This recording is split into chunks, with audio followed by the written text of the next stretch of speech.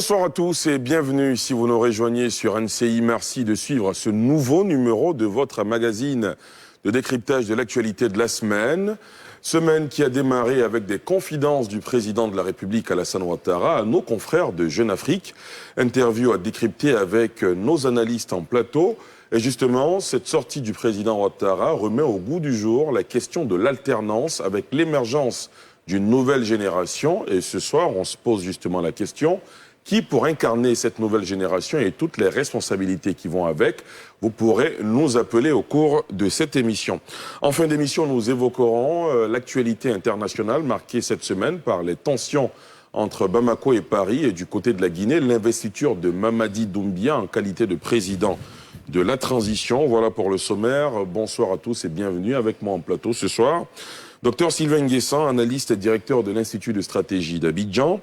Landry Couillot, premier passage à cette émission, il est juriste. Docteur Eddy Guipier, qu'on connaît, qu'on a déjà vu, politiste, enseignant-chercheur à l'université Peleforogon Koulibaly. Les inconditionnels, Alafé Wakili, journaliste, directeur général de l'Intelligent d'Abidjan. André Silver Conan, journaliste, fondateur d'Ivoire Hebdo. Guillaume Bateau, journaliste, secrétaire général du SYNAPSI. Bonsoir à vous, chers invités. Merci d'avoir accepté notre invitation. Bonsoir. Merci. Bonsoir. Alors, c'est le premier exercice du genre après sa réélection en octobre 2020. Le président Ouattara s'est confié à nos confrères de Jeune Afrique. Entre autres sujets abordés, Alassane Ouattara est notamment revenu sur les difficultés de l'année 2020 et insiste sur le nécessaire renouvellement de la classe politique. Vous êtes nombreux à avoir suivi, à avoir vu, à avoir lu cette interview du président Ouattara. Docteur Sylvain Nguessan, réaction? Oui, ce tour d'horizon du président de la République nous a permis de voir un peu dans quelle direction son orientation stratégique par rapport au PND 2022-2025. J'en retiens 5 idées fortes de cet entretien du président de la République. D'abord, son état de relations qui se serait amélioré avec le président Babo Bédié. On espère que ça va continuer. Ensuite, le bilan du gouvernement avec une mention spéciale pour le Premier ministre. Ça, c'est intéressant de l'entendre. Ensuite, le président a parlé du dispositif sécuritaire en vue de contrer la menace terroriste. Ça nous rassure qu'il a une résilience ivoirienne. Je garde la meilleure pour la fin. C'est la question de la réforme constitutionnelle. J'en suis un des partisans les plus actifs, enfin j'ose le dire. Et le président a dit, toutes les rumeurs, qu'il laisse l'Assemblée nationale décider.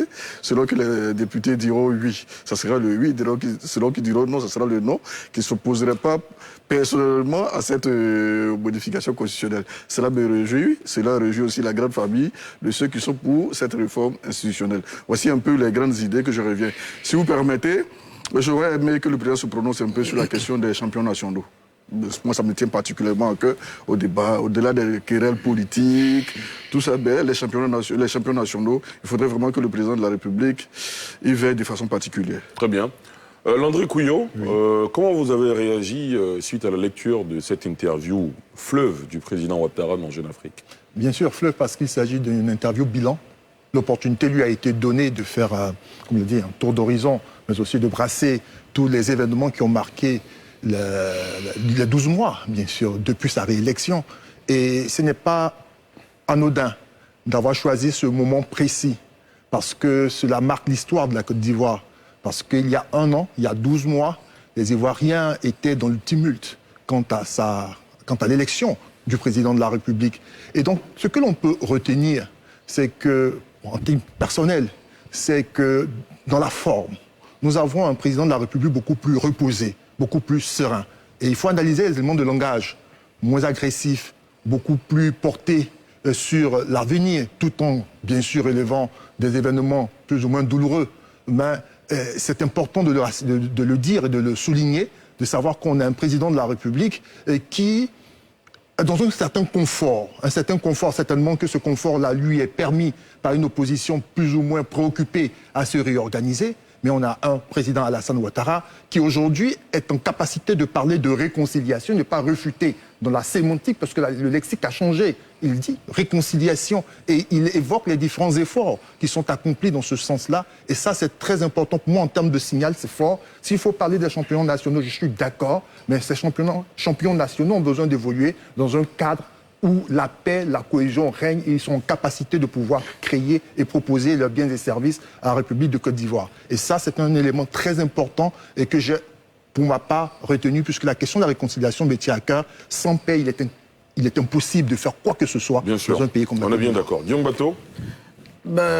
Moi, le président Ouattara n'a pas changé. Pas changé. Et dit toujours ce qu'il veut faire. Je pense que l'interview, j'aurais aimé que le président Ouattara soit ferme sur la question. Sur quelle question précisément? J'allais venir sur la question du renouvellement de son départ, lui et ses amis. Quand vous dites lui et ses amis, vous faites allusion Je à qui? parle au président Bédié, au président Gbagbo.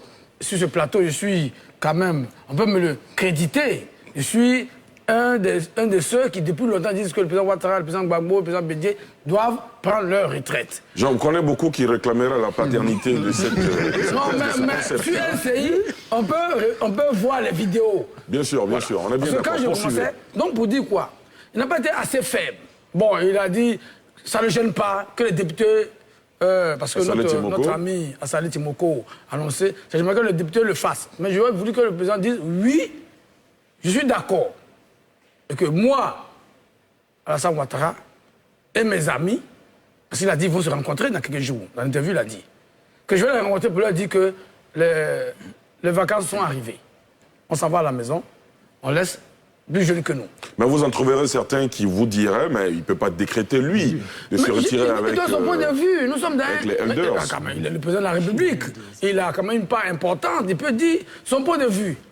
La liste sur les députés, je trouve que, bon, ça va te faire. Mais au-delà de ça, le président Ouattara a dit beaucoup de choses assez intéressantes. Bon, là où je suis un peu resté sur ma faim, c'est que sur le cas de Guillaume Soro, il a encore dit qu'il est condamné à perpétuité et qu'il doit venir faire face à la justice. Je pense que le président Ouattara doit faire mieux, apaiser mon voisin de droite, à parler de rassurer la paix et tout. Il faut que le président Ouattara sorte en 2025 avec un pays réconcilié. Et là où on l'attend, il a bien reçu le président Gbagbo, on était tous contents.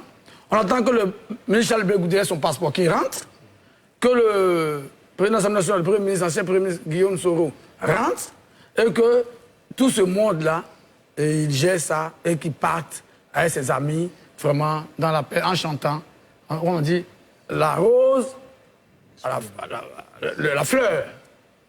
C'est ça que nous attendons le président Ouattara. Il a beaucoup fait. Mais si, encore pour parler de perpétuité, c'est pas très très bon pour lui. D'accord, je vois Landry qui veut réagir, vous aurez le temps de réagir. Docteur Eddy Guipier, réaction? Bon, je pense que je vais peut-être faire la synthèse des propos de mes prédécesseurs qui ont été bien concis, structurés, comme le docteur Nguessan vient de le dire, en cinq points majeurs. Il faut, au niveau de l'analyse du discours politique, convoquer les éléments de terminologie. Hein, on parlerait d'éthos, de logos et de pathos. Voilà. Donc là, au niveau du logos, au niveau de la structure même du discours, vous savez que le chef de l'État est un homme de médias, c'est un homme qui apprécie vraiment les médias, et ce silence était quand même pesant. Voilà. Ceci étant, nous étions dans des heures de braise jusqu'à ce que la vie politique soit pacifiée légèrement avec la question des élections législatives et le retour du président Laurent Gbagbo ainsi que la rencontre historique entre les deux chefs d'État ont permis de dégeler, d'apaiser la vie politique. Ceci étant, il y a des gestes à multiplier, je l'ai dit à plusieurs reprises sur ce plateau. Ce ne sont pas des gestes isolés, ce sont des gestes qui doivent être multipliés afin de faire en sorte que la politique reste un jeu, une compétition saine entre des acteurs qui se connaissent, qui se pratiquent depuis très longtemps. Comme le docteur Nguessan l'a dit tout à l'heure, satisfait au niveau de l'armée ivoirienne qui est engagée justement sur le front pour la défense des frontières. On voit qu'un fort effort en équipement, etc. est fait. Et puis la question de la succession, et puis la question de la modification constitutionnelle, satisfait aussi pour lui-même, bien sûr, puisque la vie est pacifiée, c'est une sorte de bilan à mi-parcours, 1 an après, 12 mois après, sa réélection contestée, controversée. Donc, je pense que c'est un homme qui est à l'aise et qui dégage, comme Guillaume l'a dit, les pentes de son action future. Ceci étant, il a dit lui-même, c'est une année creuse. Vous avez vu qu'il n'y a pas grand-chose à meubler pour la vie politique. On attend qu'ils nous rebattent les cartes en sorte qu'on puisse avoir une vie pacifiée, que la compétition politique soit saine et que la réconciliation soit effective. André Silver? Oui, je retiens deux choses. Je ne reviendrai pas sur ce que les frères ont dit. Mais j'aimerais relever que sur le plan des 75 ans, le président n'a pas été ferme. Vous rejoignez donc Diom Bato? Oh, oui, il n'a pas été ferme. Il a dit, bien sûr, il laisse le Parlement voter oui ou non, mais en même temps, il a ajouté que la loi doit être impersonnelle, ce qui est absolument vrai. Quoique, je ne vais pas, je ne vais pas demander la paternité de la retraite des 3 grands, mais je suis effectivement l'un des partisans de la retraite des 3 grands, pour plusieurs raisons. La première, c'est que, voyez-vous, cher Ali, moi, je suis aujourd'hui directeur, patron de presse. J'ai commencé ce métier en tant que correspondant de presse. Aujourd'hui, je suis patron de presse. Avec tout le parcours qui est le mien, j'ai été à l'international, je suis revenu, avec tout le parcours qui est le mien, voyez-vous, ce serait vraiment un échec de ma part que je sois encore en train de lutter le prix Ebony avec mes collaborateurs. Ce serait un échec personnel. Le président Henri Konan Bédié, plus d'un demi-siècle de vie politique. Le président Laurent Gbagbo, plus d'un quart de siècle de vie politique. Le président Alassane Ouattara, plus d'un quart de siècle de vie politique. Chacun, à son niveau, à un certain moment, a estimé qu'à plus de 75 ans, il était difficile de gouverner. Le président l'a dit, c'était à Katiola, on est tous témoins.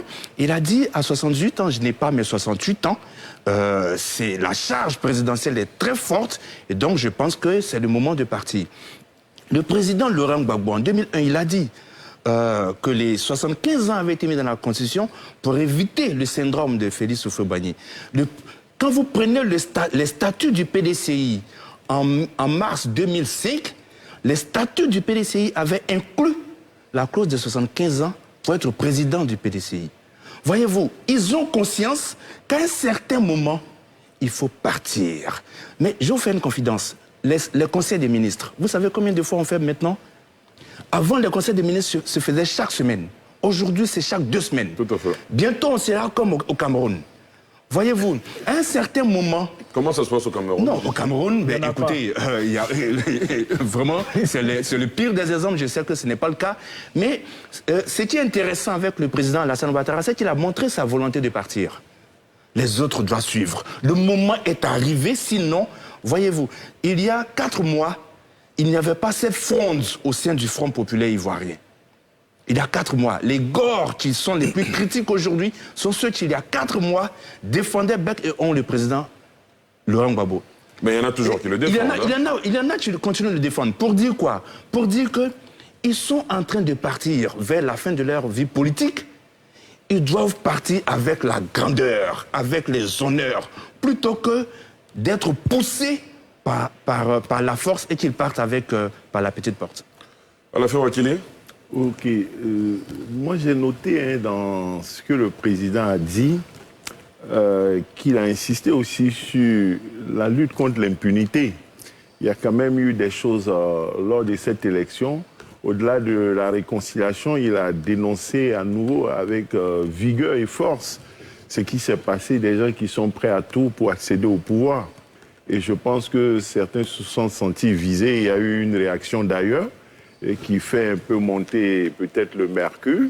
Le président Bédié a réagi sur la question. Le président de la République a été ferme et il ne faudrait pas qu'on oublie. On parle tous de réconciliation et en parlant de réconciliation, on oublie souvent la question de l'impunité et aussi comment créer les conditions pour que ce qui nous conduit au conflit et à des crises ne se reproduise plus. Cela dit, concernant tout ce qui a été dit, il y a eu beaucoup de débats, on aura l'occasion peut-être de revenir. Moi, je veux savoir, la retraite, de quelle retraite s'agit-il? S'agit-il de la retraite, de la capacité de retraiter à une candidature à l'élection présidentielle? Parce que le président Bédié continue de diriger le PDCI. Le président Ouattara est président du RHDP. Même s'il n'est pas président de la République demain, il pourrait continuer à diriger le RHDP. Et dans les projets de réforme à 75 ans, de révision de la Constitution, il n'est pas prévu d'interdit de diriger un parti politique à plus de 75 ans. Qu'aurions-nous gagné? À quoi ça servirait que le président Ouattara, à partir de 2025, on bloque à 75 ans, il ne peut pas être candidat. Le président Bédié ne peut plus être candidat. Le président Gbagbo ne peut plus être candidat. Simone Gbagbo ne peut plus être candidate parce qu'elle aura 76 ans en 2025. Mais chacun a son parti politique. Et puis ils ont leurs partisans. Ils ne peuvent pas être candidats à la présidence de la République. Mais ils sont à la tête de leur parti politique. Mais leur influence est là. Elle est intacte. Ils ne peuvent pas simplement être candidats. Où voulez-vous en venir ? Je veux en venir par le fait que si on veut les mettre à la retraite, il faut créer les conditions pour une retraite absolue. Comment ? Parce que... Comment on le fait ? Non, on ne doit pas simplement les mettre à la retraite d'une candidature à l'élection présidentielle pour devenir candidat à l'élection présidentielle. Ils doivent plus diriger des partis politiques au même âge. À 75 ans, ils prennent aussi leur retraite de leader de parti parce qu'ils n'ont pas besoin d'être président de la République. Ils n'ont pas besoin d'être candidat à l'élection présidentielle pour faire le bien ou pour faire le mal. D'accord. D'ailleurs, quand le président dénonce les gens, ils n'ont pas besoin d'être président de la République, ils sont même non candidats vers la fin. Donc c'est ça l'une de mes réserves contre cette modification envisagée. D'accord. Guillaume ? Oui, vous voulez réagir ? oui, je veux réagir sur deux choses. Le DG à la fait dit que pourquoi elle n'a pas On d'impunité. limiterait, Elle n'a pas d'impunité. D'abord, je crois. D'accord, c'est ça, oui. Vas-y. Mais l'impunité, le président Ouattara, c'est un homme politique. Il sait que la fameuse ou la supposée impunité, si on veut parler des événements de 2020, a été créée par le troisième mandat. Il est conscient de ça. Lui, il a dit devant le Congrès à Yamoussoukro, je ne suis pas candidat. Il a plaidé après la mort du Premier ministre Amadou Gon. Bon, on est compatissants. Mais il sait que ces événements sont la conséquence de son troisième mandat. Et s'il a libéré, d'abord, n'a pas arrêté le président Bédié, et ensuite il a libéré les uns les autres, et aujourd'hui il n'y a plus personne en prison, il sait. Donc, l'impunité, il a dit qu'il y a des enquêtes, mais lui, il sait que ces enquêtes n'iront nulle part. Il sait très bien. Maintenant, sur la question de... Je vous laisse la responsabilité de votre... Moi, j'ai toujours assumé ce qu'il a dit. De votre insertion, oui, bien sûr. J'ai toujours assumé ce qu'il a dit. Mais je vous rappelle que... Oui, je dis, cette le président Ouattara, responsabilité c'est est la homme vôtre. politique, il sait que les événements d'octobre et novembre 2020 sont consécutifs au troisième mandat. Et lui-même, en tant qu'homme politique, s'il a connu le président Bédié dès novembre, c'était pour baisser la tension. Il aurait dû arrêter le président Bédié. Pourquoi il n'a pas arrêté? Parce que c'est le président annoncé du CNT. Donc, il sait très bien que son troisième mandat controversé ou combattu a créé ce qu'on a fait. Moi, je sais qu'on a fait, qui a fait? Qui a fait quoi? Vous avez fait quelque chose, vous? Moi, je n'ai rien fait. Bon, Guillaume, terminez votre développement. C'est à la fin qui m'a coupé. Terminez votre Oui, mais développement. parce que tu es un arbitre, à la fin me coupe, tu Non, me non, dis justement, mais je vous redonne la parole. Merci beaucoup. Je vous redonne la parole. Donc, sur ça, l'impunité, le président Ouattara sait qu'il n'ira pas loin. Maintenant, la question de l'âge. André a rappelé à juste titre que dans le test du PDCI, avant 2005, il était écrit qu'à 75 ans, on ne devait pas être candidat. Mais le président Gbagbo lui-même, il a pris la parole au Forum de la Réconciliation, André l'a rappelé. Donc, quand eux disent ça, ils sont conscients que dans leur propre parti politique, on va aussi passer la main. Voilà. Je pense qu'il faut que ce débat-là, on le ferme. Parce que tous, C'est comme vous êtes en train de dire, le c'est que nos leaders politiques ont pris l'habitude de dire des choses qu'ils n'ont pas respectées. Oui, mais ça, j'ai toujours dit ça ultérieurement. ici. Le président Ouattara a dit dans l'interview que lui, ça ne le gêne pas, parce qu'il a déjà dit au Congrès qu'il n'est pas candidat en 2020, même s'il a été candidat après. Bon, c'est ça la vérité. Mais il dit que ça ne le gêne pas. Et je suis d'accord avec lui.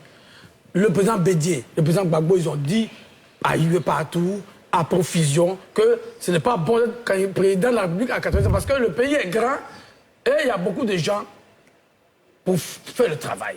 Si le président Houphouët-Boigny est mort et que nous sommes encore vivants, attends. D'accord. Il peut laisser André? la place. J'aurais souhaité que les présidents Bédié et Gbagbo se prononcent sur ce projet. Ils sont déjà Au moins, prononcés. non, ils s'étaient prononcés il y a de cela À l'époque, 15, il y a des 20 ans et contextes autres. particuliers. Voilà, le président Gbagbo avait dit que quand il était quand il fonction. gouvernait, il avait dit que vu sa posture, c'était vraiment, ce serait rabaissant qu'il vienne encore disputer la présidence du FPI avec Pascal Afingezan, mais c'est ce qu'il a fait. Donc, je vais dire, il y a ce qu'ils ont dit avant. et il y a leur posture actuelle. Il est important, en termes de clarification, qu'ils disent clairement ce qu'ils pensent de ce projet. Première chose. La deuxième chose, Guillaume l'a dit, la désobéissance civile est la conséquence du troisième mandat. Là-dessus, je pense que la cause des violences électorales, pré-électorales et post-électorales, la cause, c'est le troisième mandat. Donc là-dessus, il faut qu'on clarifie bien les choses. Maintenant, l'un des moyens qui a été de façon stratégique par l'opposition, par exemple la mise en place du CNT, était tout à fait illégale. Cela aussi, il faut qu'on le dise. Mais on ne peut pas dire que toute la violence, je vais dire la désobéissance civile était la cause. Non, c'était la conséquence du troisième mandat. Très bien, à la fin. Guillaume Bateau et lui, il y a un problème, il y a un glissement. Je ne sais pas de quoi on parle. Les violences seraient-elles justifiées? C'est-à-dire, il y aurait une tentative de troisième mandat allégué, il y aurait une candidature, et puis la conséquence, c'est violence, c'est désobéissance civile, c'est CNT, ça justifie les violences? Non, personne ne justifie les violences. Est-ce que c'est ce que l'on est en train de nous dire? Non, il ne faudrait pas. Non, on n'a pas un débat de candidature de troisième mandat ici. On dit une impunité. Il y a eu une situation, le président a évoqué la question. Il y a une tentative de justification, de légitimation, de violence, au motif que cela serait lié à un troisième mandat. Ce n'est pas juste, non, on ce ne n'est peut pas se du tout ce qu'on dit. Mais si, c'est ça. Terminer, je vous donne la parole. Mais si l'on clarifiait, je ne vois pas quel est le lien. Il dit on lutte contre l'impunité et je déplore que tout le monde oublie cela et que ça n'ait pas retenu l'attention. Et on me répond quoi? De toutes les façons, c'est parce qu'il y a eu un troisième mandat, c'est parce qu'il y a eu une candidature, qu'il y a eu les violences. Qu'est-ce que cela signifie? Je veux qu'il me dise que voulait-il exprimer. Non, il est en train de faire de la diversion. On dit très clairement... La diversion est venue de vous. On dit très clairement... Il faut éviter ce genre de jugement des valeurs. D'accord. On a tiré le mot. La diversion vient de vous. On va faire Ce que vous avez dit n'est pas clair. Alors, on va retirer ce mot. C'est pas diversion.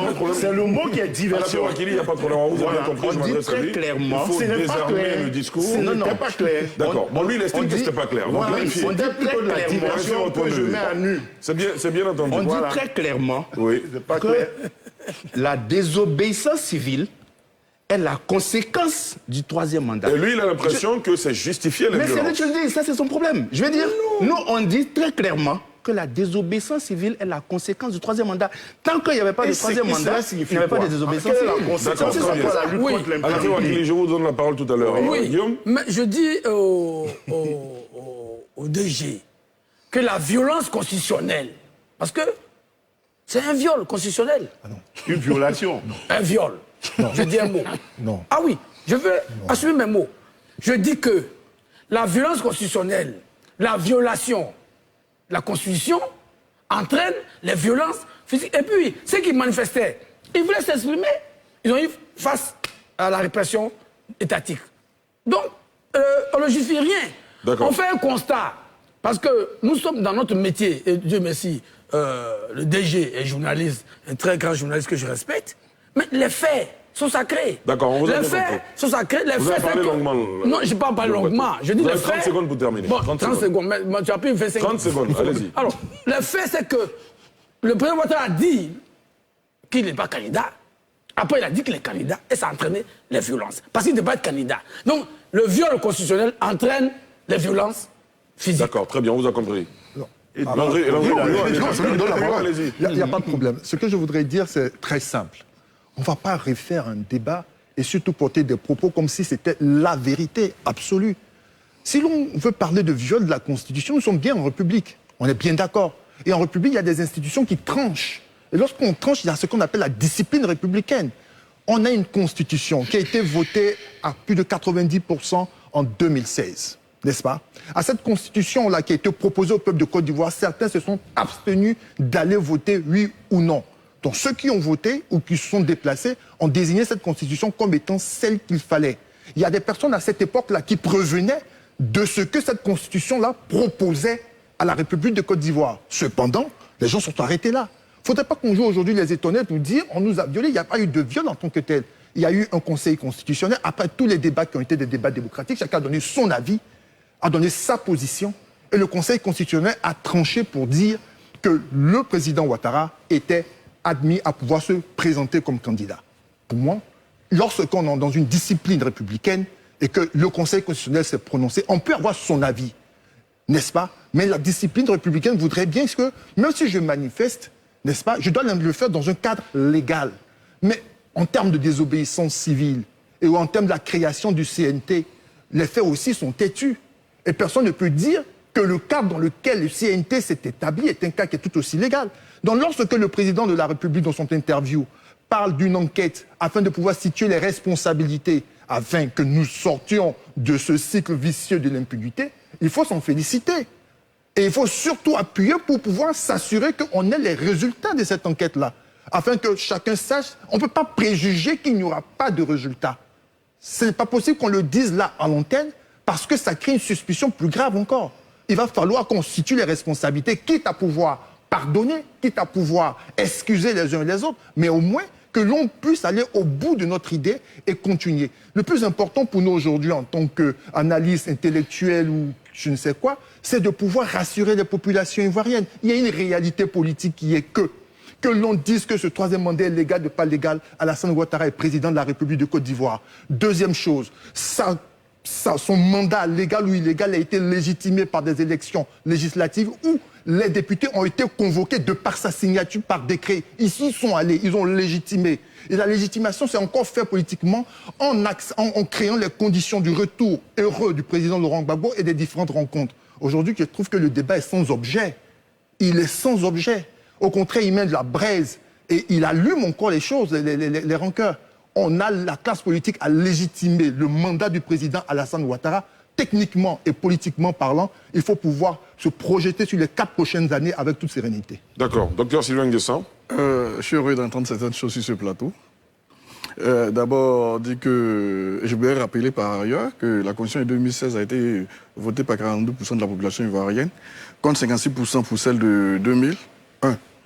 Deuxièmement, je suis heureux d'entendre Kyotea dire que quand la... I'm sorry.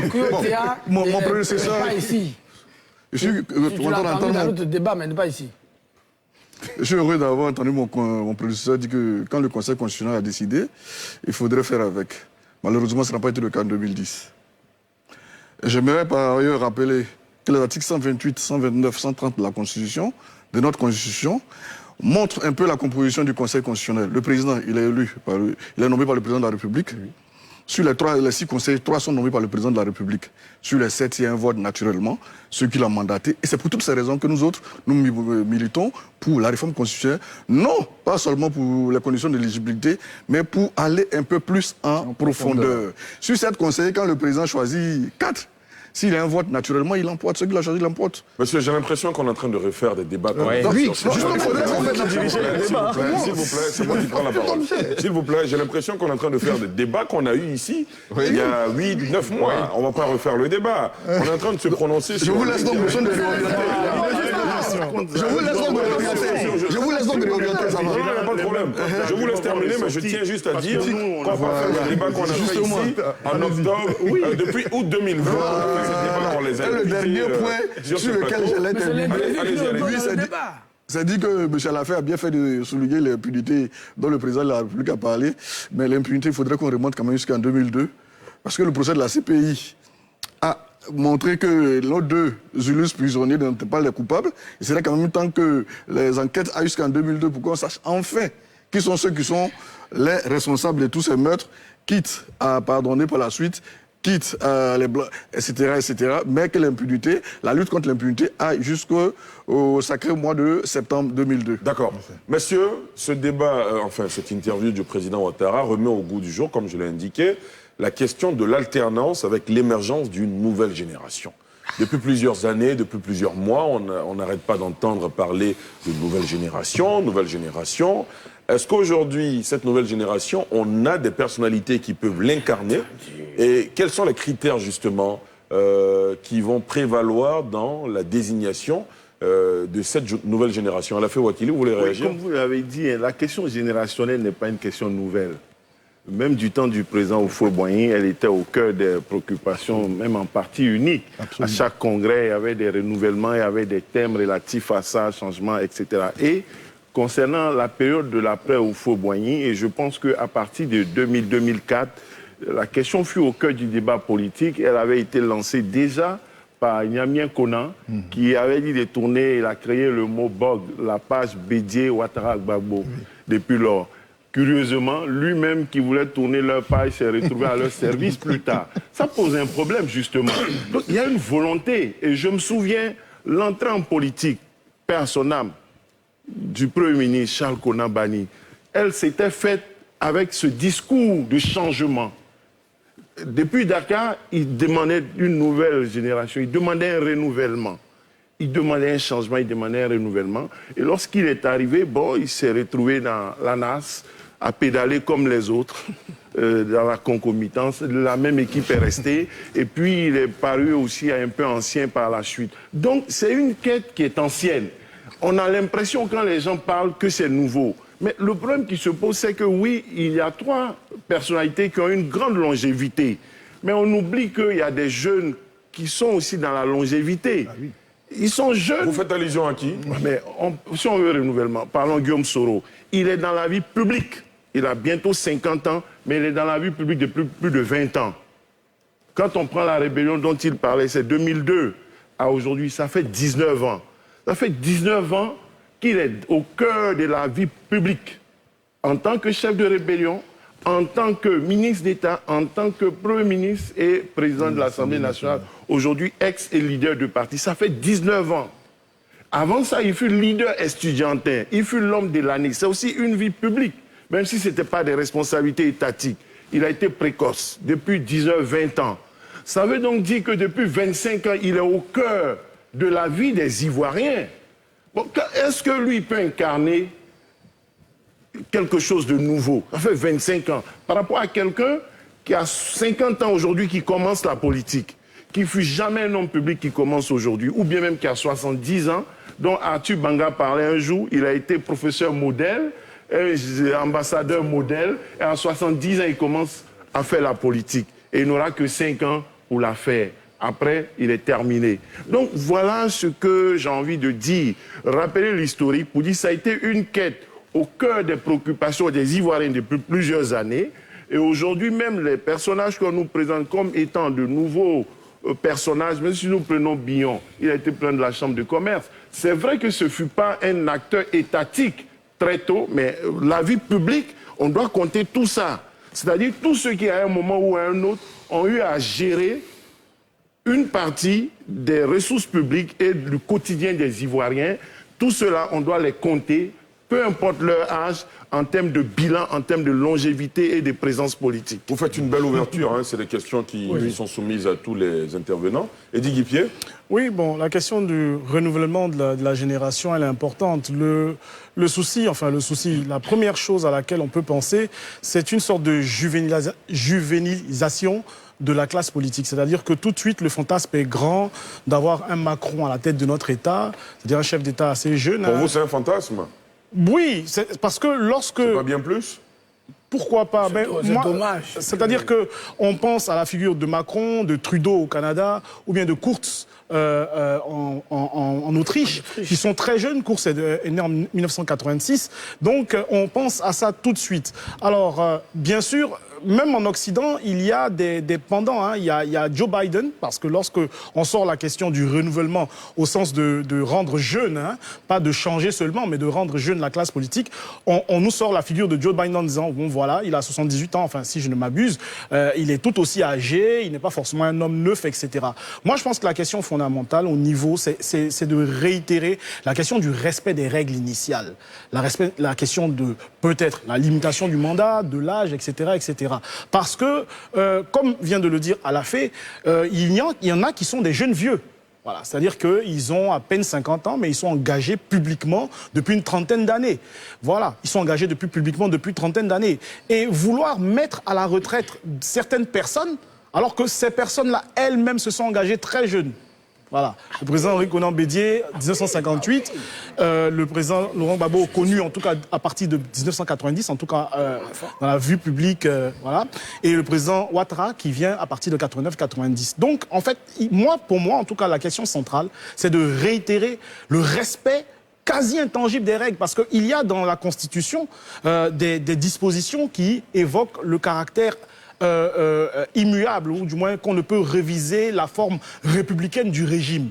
Hein, vous le voyez souvent dans les dispositions transitoires de certaines constitutions. On devrait ajouter qu'on ne peut pas changer certaines règles au niveau de la candidate, ou du moins des candidats à la présidence de la République, et je pense que pour ma part, ça réglerait beaucoup de problèmes. Très bien, monsieur, je vous prendrai tout à l'heure, après avoir échangé avec monsieur Paul Yao, qui nous appelle des États-Unis. Bonsoir, monsieur Paul Yao. Bonsoir, mon frère Ali. Comment allez-vous? Nous allons bien, merci. Quelle est votre réaction? Ok, je voudrais intervenir sur le renouvellement générationnel. Allez-y. La question que je me pose déjà, en tant qu'Ivoirien, quel est le critère de l'âge à la retraite? Ils se sont basés sur quel élément pour dire à un individu qui commence à travailler et à 60 ans va à la retraite? Je suis aux États-Unis. Aux États-Unis, il n'y a pas un âge formel de retraite, c'est-à-dire tu peux aller à la retraite de 62 ans, 70 ans. Si tu as la force, tu peux continuer à travailler. On n'oblige pas quelqu'un à aller à la retraite. Maintenant, dans notre État, quel est le critère fondamental sur lequel on se base pour dire cette personne a commencé à 60 ans, elle doit s'arrêter, elle doit plus continuer à travailler. Je pense qu'ils ont pensé au renouvellement générationnel. Donc je pense que ça aussi, ça doit être valable au niveau de la classe politique. C'est pas parce que c'est une classe politique qui doit être exclue de cette logique. Ce que je voudrais dire, c'est que le président Ouattara a une grande stabilité, puis tous les députés du RHDP ont une grande stabilité. Aujourd'hui, le président Ouattara est intervenu sur les radios internationales pour dire qu'il laisse l'opportunité aux députés de décider. Mais moi, je voudrais que les députés eux-mêmes du RHDP se concertent et voient la réalité en face.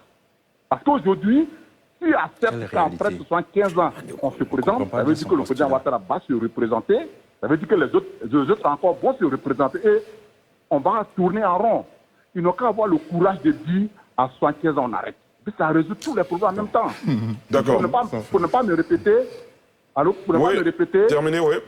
Pour ne pas me répéter, lorsqu'on dit qu'à 60 ans on ne peut plus continuer à travailler, donc il faut faire un renouvellement générationnel, ça doit être valable aussi pour la classe politique. À un certain âge aussi, on doit arrêter pour faire le renouvellement générationnel. On vous a bien compris. On vous a bien compris, monsieur Paul Yao, qui nous appelait des États-Unis. Merci beaucoup. Oui, Guillaume? Oui, je veux réagir à monsieur Paul Yao, parce qu'il dit des choses son contraire. Il dit, quels sont les critères? Alors, lui, il m'a donné les critères. Les critères, mais lui, il a parlé de 60 ans, mais c'est le secteur privé, c'est la fonction publique, il y a un âge de retraite. Mais ce n'est pas ça le débat. Les personnes concernées elles-mêmes ont pris la parole pour dire qu'à tel âge, on ne peut pas. Leur âge a dépassé. Ici, on a fait le débat un jour sur la question de la parole publique des politiques. Bien sûr. Donc, c'est ça le problème. Au-delà de... Maintenant, Eddy, lui aussi, il dit une chose et son contraire. Le président Bédié a été nommé ministre des Économies et des Finances, il avait 32 ans. Mais attends, en 1966, et il est encore dans la vie publique. Mais je veux qu'on fasse la différence entre la vie publique et la gestion des choses de l'État. Et je suis toujours un partisan de la continuité de l'apprentissage. Parce que je suis contre les nouveaux venus, généralement qui sont des pushistes. On ne sait pas d'où il vient, puis un matin, il est là. Je suis contre. On va parler de Macron tout à l'heure, mais je suis contre. Donc, on peut faire la vie publique, justement, on doit faire la vie publique. Le président Bédié a été militant syndicaliste, en affaires, etc., etc. Le président Gbagbo, quelqu'un a dit 90, mais c'est pas 90. 72, 63. Depuis les années 70, à la fin des années 60, 70 déjà, c'était un acteur public. Le président Ouattara, on en parlait de 89, non, mais à la BCAO, déjà, il y a longtemps. Donc, je veux dire que c'est déjà... Mais pas qu'on fait la vie publique et la vie politique. Nous disons que, en tant que chef d'État, 10 ans, c'est bon. 75 ans, c'est trop. Eux tous l'ont dit. Le président Ouattara l'a dit. Le président Gbagbo l'a dit à plusieurs reprises. Le président Bédié l'a dit à plusieurs reprises. Donc, ils s'en tiennent à ce qu'ils ont dit. C'est ce que nous disons. D'accord, on vous a bien compris. On revient au débat. qui consiste à évaluer les critères pour la nouvelle génération. Docteur Sylvain Nguessan. Merci bien. Je n'ai pas envie de soulever ce débat, mais de façon matérielle, le président Ouattara et le président Oufoué ont marqué la Côte d'Ivoire. Qu'on ne le veuille pas. Le président Bédié, le président Ouattara, je dis d'un point de vue matériel. Non, on ne le veut pas. Donc, on fait quoi? Allez-y, Le président... vous risquez un carton. Le président Oufoué et le président Bédié ont marqué de façon matérielle l'histoire de la Côte d'Ivoire. C'est l'un des critères dont il faudra tenir compte, la culture du travail. Quel est dans l'entourage de ces leaders et dans les autres partis, ceux-là qui ont cette culture du travail bien fait? C'est un élément qui devra compter forcément dans le passage du relais. Deuxième élément, la question de la stabilité politique. Mon voisin en parlait tout à l'heure. Sans la stabilité politique, on ne peut rien faire. On n'a pas envie de se retrouver encore dans les forêts du Libéria, du Ghana. Non, on n'a pas besoin en Côte d'Ivoire. Dieu nous a donné une terre qui est assez riche, une terre qui est généreuse. On peut vivre ici tranquillement, gagner sa vie. Donc aussi, l'un des critères qui devrait prévaloir, c'est leur rapport à ceux qui pensent autrement vis-à-vis d'eux. Est-ce que ceux qui pensent autrement sont à abattre, ils sont contraints dans l'exil, ou bien il faut leur permettre d'exercer clairement leurs activités comme la Constitution le permet? Ça, c'est le deuxième critère. Le troisième élément qui me paraît fondamental, nous avons eu 3 leaders assez forts. Harikona Bédié, Laurent Gbagbo, Alassane Ouattara. 3 personnalités assez fortes. Bon, Guillaume, attention. Terminé. Donc, il serait intéressant, je souhaite que les prochains leaders soient des personnes un peu effacées. Pas des gens qui vont venir prendre l'espace public en otage comme ces 3-là. Pas des gens qui vont venir prendre les médias en otage comme ces 3-là. Le leadership à la Cabral d'Equin, malheureusement, c'est M. Pili Soakeza. Le leadership à la Charles Dibu Kofi. Le leadership Oui, vous interviendrez tout à l'heure. Le leadership à la Kone Mariatou. Le leadership à la Désiré Dallot. Le leadership à la Thierry Tano. Des gens qui ont des compétences assez fortes, qui ont une culture du travail, quoi qu'on dise, mais quand même qui savent se mettre en retrait. Qui savent passer inaperçus, qui ne cherchent pas à brigader notre espace public. Parce que cet espace public-là, l'opposition en a besoin, la société civile en a besoin. Il serait bien que le futur exécutif se mette en retrait et que nous laisse l'espace public. Voici les 3 critères que j'avance et j'ai mentionné quelques noms, on pourra en citer, Bien sûr. Vous faites bien d'ouvrir le débat. André Silver? Oui, moi je suis pour le fait que, d'une part, les acteurs de la nouvelle génération s'affirment eux-mêmes. Première chose. Autre chose, c'est que ce qu'on appelle les 3 grands les laissent aussi s'affirmer. Voilà, je vais m'expliquer. Je prends le deuxième exemple. Voyez-vous, on est dans un environnement marqué par le droit d'aînesse. C'est un contexte culturel, sociologique, avec lequel il faut compter, le droit d'aînesse. De sorte qu'on ne va pas frontalement récuser l'aîné. Et malheureusement, je pense que les 3 grands utilisent un peu cela. Voyez-vous, je vais donner des exemples. Quand vous prenez ceux qui ont eu des problèmes au sein du PDCI, ce sont des gens, des personnalités qui avaient des ambitions. Charles Konabani, à un certain moment, Essi Amara, à un certain moment, Djedje Madi, à un certain moment, Kouadio Konan Bertin, à un certain moment, et même Jean-Louis Billon, récemment, a été obligé d'aller s'excuser auprès du président Henri Konan Bédié, parce que il pourrait être frustré. Guillaume, attention. Parce qu'il pourrait être frustré de son ambition. Première chose. Deuxième chose, on a au niveau du président Laurent Gbagbo, les problèmes majeurs rencontrés par Pascal Affi-N'Guessan, c'est son ambition présidentielle.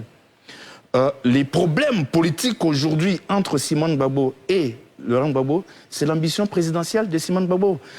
Récemment encore, on parlait de quelques problèmes entre le président Gbagbo et Charles Blé Goudé. OK? Ambition présidentielle. L'ambition présidentielle donc de ces personnalités-là les froisse vis-à-vis de leur leader. Quand vous prenez le président Alassane Ouattara, vous avez Guillaume Soro qui a commencé à avoir des problèmes en 2019. Opportunément, on a sorti une vidéo, une audio qui datait de 2017 pour justement cette ambition. Récemment encore, la semaine dernière, on était justement en train de parler de cette affaire de dissolution de la direction exécutive du RHDP parce qu'on soupçonnerait Adama Bictogo d'avoir des ambitions. Mais quels sont ces leaders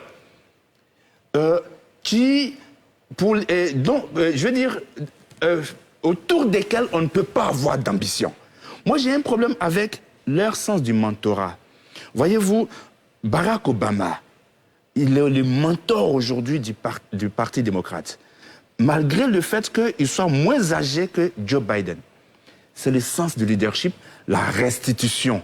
Et donc, la responsabilité des trois grands est vraiment grande, première chose. Mais il appartient à cette nouvelle génération.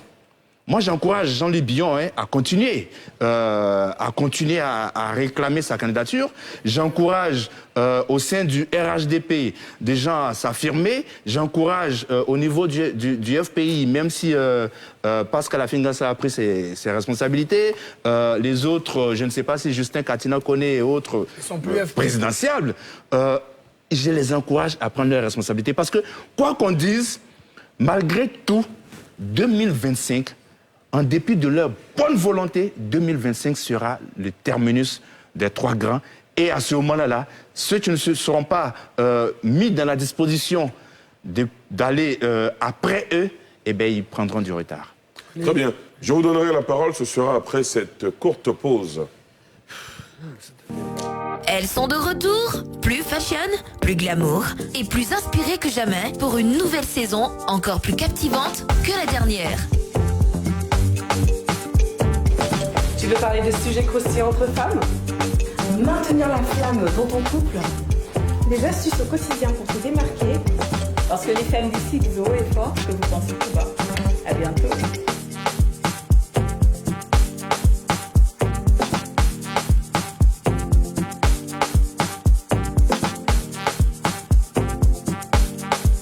Les femmes d'ici, elles disent tout haut ce que vous pensez tout bas. Sur NCI, la nouvelle chaîne ivoirienne.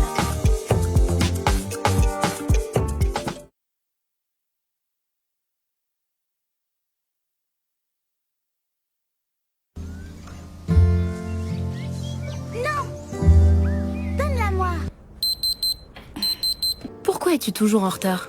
Je te jure que ça n'arrivera plus. Tu n'as plus à t'inquiéter de ça. Ta mère est morte, ok?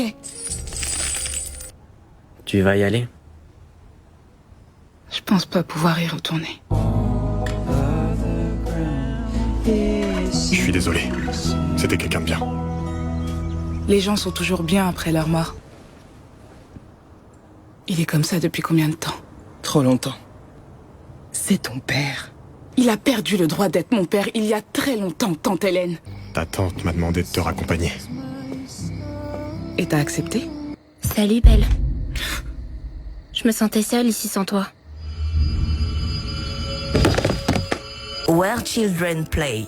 Ce lundi, à 20h30 sur NCI, la nouvelle chaîne ivoirienne. Retour sur le plateau de NCI 360. Le débat en ce moment, c'est qui pour incarner la nouvelle génération, tant annoncée, tant souhaitée pour gérer le pays les années à venir. Guillaume Bateau, oui. Vous êtes surbouillant, vous voulez réagir? Oui, parce que je veux réagir à deux propos. Lesquels? De mes amis Sylvain et André. D'abord, je ne connais pas Billon. Moi, je pense que Billon est disqualifié. Pourquoi disqualifié? Mais il dit une chose c'est un peu dur, contraire. Hein? Oui, non. Parce que moi, je trouve que l'acte qu'il a posé en allant demander pardon, parce que j'ai dit à... Je ne sais pas si c'est André qui parlait ou... c'est André qui disait qu'il allait s'excuser, il allait demander pardon. Ça a genouillé. Moi, avec tout le respect que j'ai pour le président Bédié, pour le PDCNDA, je pense que Billon, soit il ne connaît pas son parti, et c'est grave, soit il ne connaît pas son parti, et il a fait une déclaration de trop, et c'est encore plus grave. Parce que nous, ce que nous voulons, c'est des gens responsables. Tu ne peux pas dire, sur le plateau, ici, chez vous, où il a dit tout ce qu'il a dit, on peut être d'accord ou pas, et puis le lendemain dit non, l'actualité a dit que moi... Non, c'est pas l'actualité qui a dit, c'est vous qui avez dit ces paroles contre le président Bédié. Il faut assumer. Et c'est pour ça que je réponds en même temps à Sylvain, qui dit qu'il faut les présidents effacés. Dans un régime présidentiel, un président ne pas être effacé. Nous avons besoin d'un chef d'État qui assume et qui est présent. Une forte personnalité. Ah oui, une forte personnalité. Et il y en a beaucoup. Il y en a beaucoup. Vous pensez à qui? Ben, je pense au président Afingessa. Bien entendu. Dans 2 ans. Non, c'est ça. 2025, On c'est m'a sa posé une dernière question. candidature. On m'a posé une question, je réponds. C'est Ali qui pose la question. Bien sûr, bien sûr. Oui, mais... On a bien Je dis, compris. je pense au président africain, ça. Poursuivez. Ensuite, vous pensez à qui Je d'autre? pense à d'autres personnes, Mabry Touaqueux, je pense, bon, Bion est disqualifié, je pense à Thierry Talon, on l'a cité, à Thierry, comment on appelle ça, au RHDP, il y a des gens brillants, je pense à Mme Kazan Camara, ah oui, qui peuvent assumer les responsabilités, je pense au ministre Bakongo, je pense à M. Sarasso, au secrétaire général de la présidence, à tout le monde, il y a beaucoup de gens en Côte d'Ivoire qui sont présents dans l'actualité, et qui sont présents, d'autres qui ont le parcours et qui peuvent diriger ce pays. Il ne faut pas qu'on nous fasse croire qu'après 100 Gbagbo, 100 Ouattara, il n'y a personne, c'est pas vrai. Houphouët Boigny, qui a dit ce pays pendant des années, mais il avait présent à quel âge? Il avait 55 ans. On vous a bien compris. Landry Couillon. Merci beaucoup. En politique, l'incarnation est fondamentale. Cela veut dire qu'il y en a besoin de quelqu'un qui incarne la volonté d'un peuple à un moment donné de son histoire. Quelqu'un qui fait corps avec lui, quelqu'un qui fait sien ses aspirations. La nouvelle génération dont il s'agit devra être celle qui se définit par une cause spécifique. Il y a eu la génération d'avant les indépendances qui partait pour l'indépendance des pays africains. Cela a été incarné par des personnes comme Houphouët Boigny. Ensuite, il y a eu la génération où l'on était à la recherche de la démocratie avec Laurent Gbagbo, qui a incarné cela à un moment donné de l'histoire de la Côte d'Ivoire. Aujourd'hui, quelle est cette génération-là? Comment la définit-on? Et puis, qu'est-ce qu'elle recherche? Qu'est-ce qu'elle veut? C'est le débat, c'est tout le débat. Sur quoi elle aspire? C'est lui qui sera en capacité de pouvoir donner une réponse claire et certaine sur cette question. C'est lui qui sera en capacité de pouvoir l'incarner suffisamment, non pas de manière théorique, mais dans la pratique. C'est lui qui ira vers ce peuple de Côte d'Ivoire, en capacité de pouvoir lui parler de son cœur et avec du cœur. Celui-là, lui, va pouvoir incarner. Mais vous savez, la société évolue. Et aujourd'hui, lorsque vous lisez les uns et les autres, il y a un besoin d'avoir à la tête de l'État de Côte d'Ivoire un président et un chef d'État. Cela veut dire quoi? On a besoin d'avoir un leader qui porte une vision, mais quelqu'un qui a connaissance de l'État, qui a connaissance de l'administration, qui a connaissance des mécanismes afin de pouvoir projeter l'État. Quelqu'un qui n'est pas forcément un technocrate, pas forcément un expert, mais quelqu'un qui a le souci d'utiliser l'État non pas comme un appareil pour lui, mais un outil pour la population.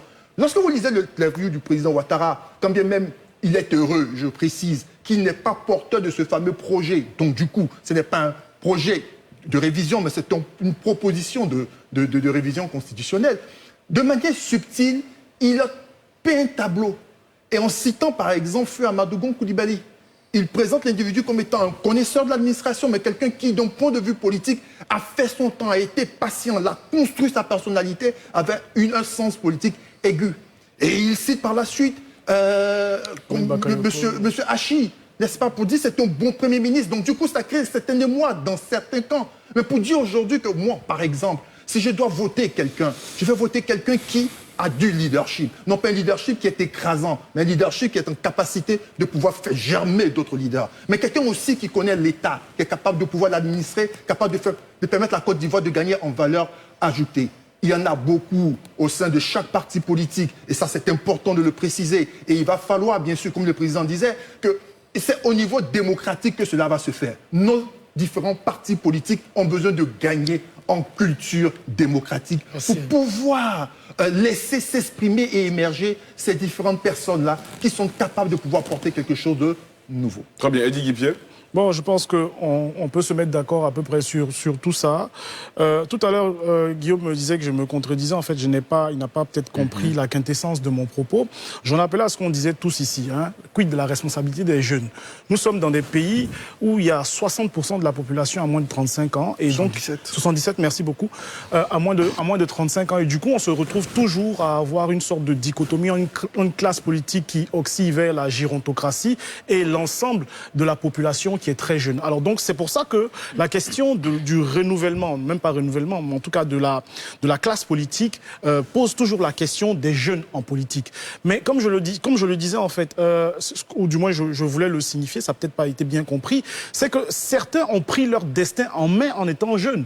Et donc il appartient aux jeunes de faire pareil. Il y a une sorte de responsabilité. Le président Houphouët-Boigny a commencé dans un quotidien sénégalais, si ma mémoire est bonne, en 1932, en disant on nous a trop volé. Dans les années 40, ce sont des aînés, des patriarches qui viennent lui donner, à lui le jeune, le syndicat agricole africain. Il devient député en 1945, à quel âge? 40 ans. Et ensuite, il en fait une machine politique qui existe jusqu'à aujourd'hui. Donc la question se pose aussi de la responsabilité des jeunes. Eux-mêmes, que font-ils? Voilà. Prennent-ils leurs responsabilités en créant leurs propres organisations, leurs propres appareils partisans, leurs propres instruments pour prendre le pouvoir, ou bien restent-ils à attendre qu'on le leur donne? Donc il y a un peu cette question aussi qui se pose. André? Oui, moi j'aimerais insister sur le projet.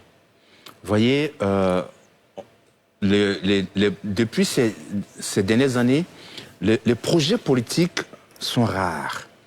On a le projet du RHDP, la Côte d'Ivoire solidaire, opportunément écrit, le président de la République l'a rappelé, par le Premier ministre par le Premier ministre Patrick Achi et le regretté Amadou Gon Coulibaly. On a donc ce projet, mais on a le projet de Pascal Affi-N'Guessan qu'on n'a pas pu bien voir. En 2020, on l'a vu. Il est sur le plateau. Il est déjà. C'est pas lui. Il ne se cache pas en tout cas. Attendez d'avoir la parole.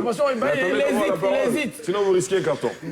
Poursuivez André. Il ne se cache pas d'être très pro-Affi. Bon, bref, je vais dire. Le carton c'est pour André. Non, je vais dire. Allez-y André. Je vais dire. Nous avons besoin de projets. Nous avons besoin que des gens viennent en politique et nous disent « Voici ce que je veux faire pour la Côte d'Ivoire. Voici comment... On reviendra. Oui, voici comment je veux donc décliner toutes ces propositions que je fais. Mais c'est rare. Je le disais une fois à quelqu'un, sauf erreur de ma part, je n'ai jamais vu le président Bédié, le président Gbagbo et le président Alassane Ouattara participer à des débats comme ça. Voilà, je n'ai jamais vu personnellement. Parce que le débat public dévoile, le débat public met en lumière. Malheureusement, c'est rare. Les gens aujourd'hui veulent le pouvoir. En 2020, j'ai été parmi ceux qui réclamaient le projet du PDC. Je ne l'ai jamais eu. Tous ceux qui étaient candidats, on leur réclamait leur projet, on ne l'a jamais eu. Seul le projet, la Côte d'Ivoire solidaire du RHDP. Mais on ne peut pas continuer à faire de la politique comme ça. La nouvelle génération doit faire rêver les intellectuels que nous sommes. Malheureusement, jusque-là, je vois très peu. À la fin? Oui, mais finalement, on tourne, j'ai l'impression, en rond. On veut la nouveauté, on veut la nouvelle génération. On voit qu'elle ne s'assume pas, qu'elle n'existe pas, on la cherche comme Diogène, avec la torche en pleine journée, et on nous dit, c'est les vieux là, c'est eux qui doivent partir ou bien qui doivent les choisir. C'est encore eux qui doivent faire les jeunes, c'est encore eux qui doivent les fabriquer. Il y a un problème. C'est encore Bédié qui doit choisir pour nous, pour le PDCI, après avoir reçu les pardons de Bion. C'est encore le président Gbagbo qui doit décider. C'est encore le président Ouattara qui doit choisir. Qu'est-ce qu'on veut? C'est ça la question. Or, ceux-là, ils ont mérité ce qu'ils ont, ils se sont battus. D'une manière ou d'une autre, oui. Gbagbo, ce n'est pas un héritier. Non. Il y a eu un coup d'État, certes, et après il y a eu une élection, il a gagné. Il y a eu des adversités, il est resté au pouvoir avec son équipe. Mais le coup d'État opportuniste ou qu'il a arrangé, mais avant ça, il a combattu Houphouët-Boigny, alors que les autres servaient Houphouët-Boigny. Il a dit non au parti uni qui voulait la démocratie et le multipartisme quand d'autres disaient non et venaient à la rescousse d'Houphouët au nom de la stabilité. Et ensuite, ils ont réussi à cristalliser des espérances. Parce que la politique, c'est ça, faire rêver les gens. Ils ont réussi à cristalliser. Bon, le président Bédié, lui, il a fait une succession. Après, il a réussi à s'incruster et il y a eu le coup d'État qui lui a donné une opportunité de créer un leadership nouveau et d'incarner une nouvelle espérance qu'il n'avait pas pu incarner parce qu'il fut un successeur à qui le pouvoir a été donné. Les gens ont eu l'impression qu'il ne s'est pas battu pour cela. Aujourd'hui, il a une virginité, une nouvelle vie politique où il a reconquis le PDCI et est parvenu à incarner cette espérance-là pour les militants du vieux parti. Gbagbo, pareil, qui continue, et le président Alassane Ouattara, qu'il a incarné à partir de sa primature qui a cessé à la mort du président Houphouët-Boigny. Ça veut dire qu'ils se sont battus pour avoir ce qu'ils ont. On nous dit non, ils sont vieux, ils doivent laisser ces instruments-là qu'ils ont créés à d'autres qui, comme André Sylvain le dit, ne font pas suffisamment d'efforts, ne se battent pas.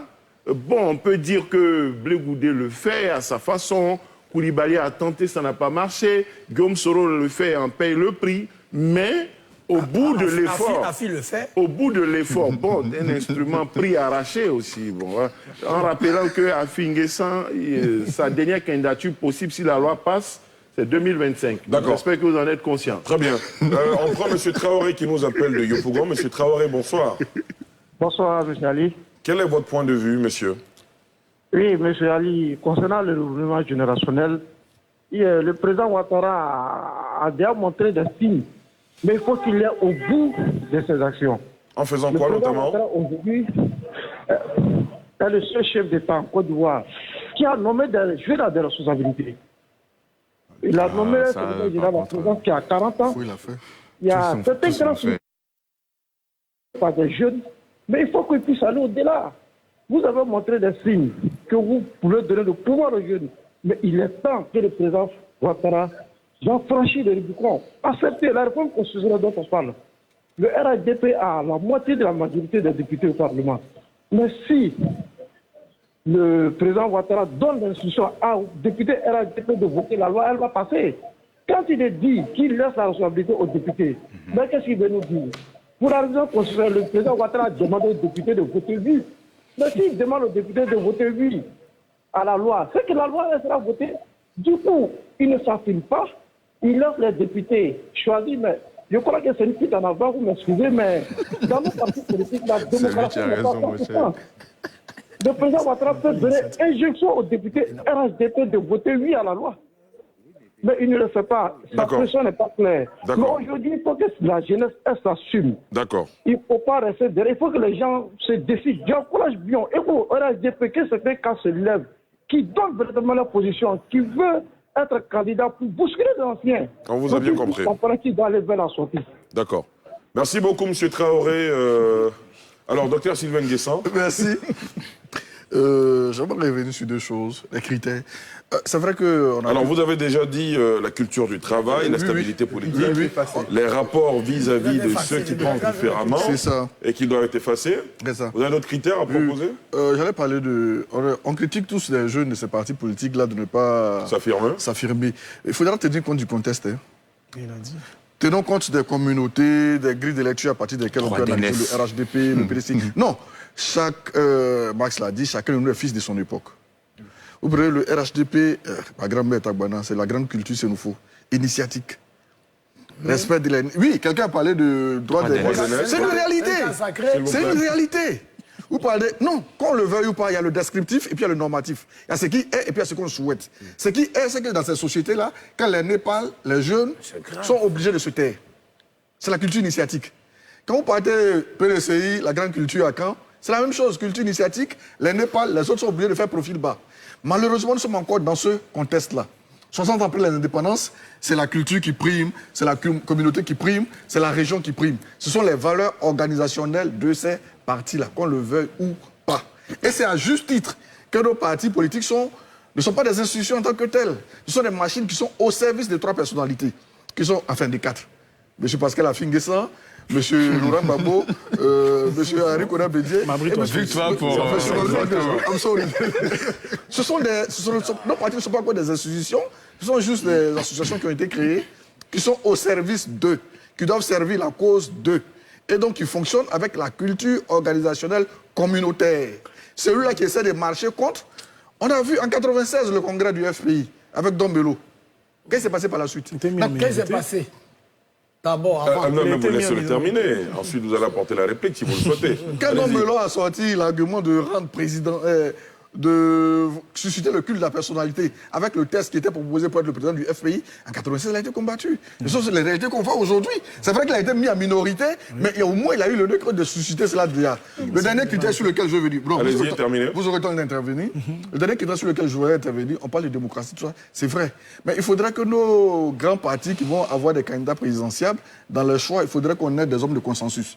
C'est rare, mais c'est bon d'avoir un leader qui est apprécié de l'intérieur, mais qui n'est pas fortement détesté de l'extérieur. Sinon, vous gagnez, mais vous avez en face de vous une opposition mais qui se comporte en animosité, qui ne vous voit pas comme un adversaire. Et le rapport reste tendu dans ce sens-là durant les 5 années de votre mandat. Donc, le critère que j'ajouterais, la recherche du consensus ou alors la recherche des candidats qui suscitent moins de haine. Docteur Guipier. Bon, en fait, tous ces critères, on en parle. On ne parle pas de la règle de droit. C'est la Constitution qui prévoit tout cela. On parle d'un président qui serait effacé, donc une sorte de leadership faible. Moi, vraiment, ma lecture, elle est, je ne dirais pas légaliste, mais elle est liée au texte constitutionnel. C'est la Constitution qui prévoit tout cela. Et c'est pour ça que la Constitution de 2000 elle était très intéressante. Déjà, en premier lieu, au vu du débat qu'elle a suscité. Elle a suscité un débat assez large. Les populations se sont globalement prononcées là-dessus avant qu'elle soit ratifiée par le biais référendaire à plus de 56%, comme il a signifié antérieurement.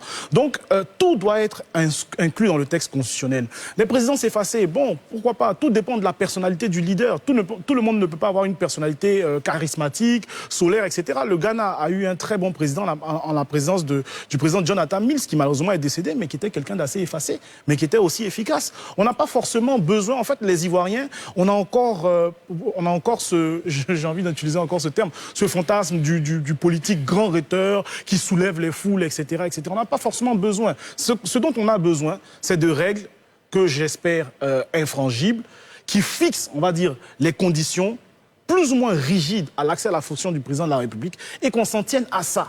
Pourquoi on évite de déplacer les règles à chaque fois en fonction des intérêts du moment et qu'on se retrouve avec ce genre de questionnement à se dire... Parce que la question des vieux jeunes, Abdoulaye Wade est venu au pouvoir à 74 ans, Nelson Mandela est venu au pouvoir à 70 ans. Est-ce qu'on allait lui refuser cette présidence-là? Non.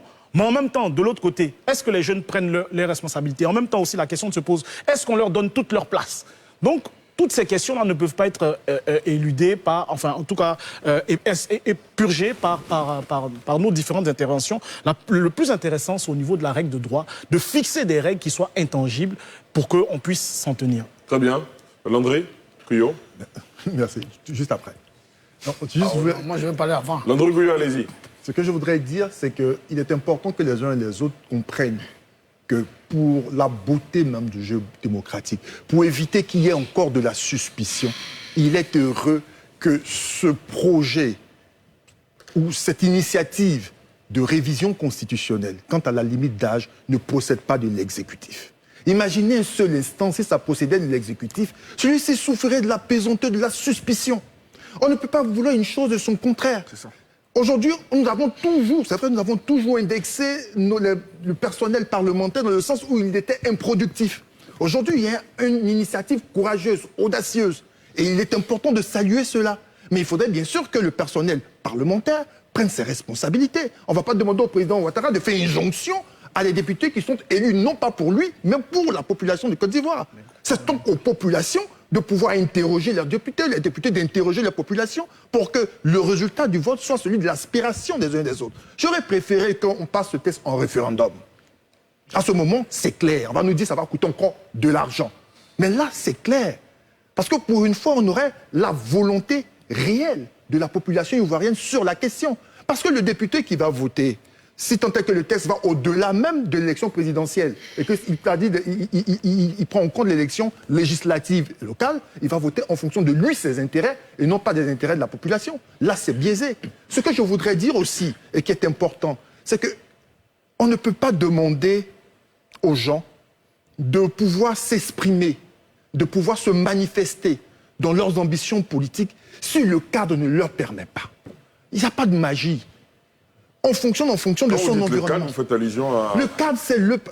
Aujourd'hui, en politique, en Côte d'Ivoire, On n'évolue pas en politique de manière seule, on évolue dans un cadre. Dans une famille politique. Dans une famille politique, on évolue en meute. Aujourd'hui, demandez à tout Ivoirien, tous ceux qui demandent le renouveau, quelqu'un de nouveau, ce sont les mêmes qui diront, mais est-ce qu'il est le fils de X, de Y? Ils vont chercher une légitimité filiale entre le nouveau leader et l'ancien leader. Donc même si on retire ce que l'on voudrait qu'il parte aujourd'hui, même s'il se retirait de la vie politique de gré ou de force, on va toujours réclamer leur assentiment quant aux nouvelles personnes qui viendront.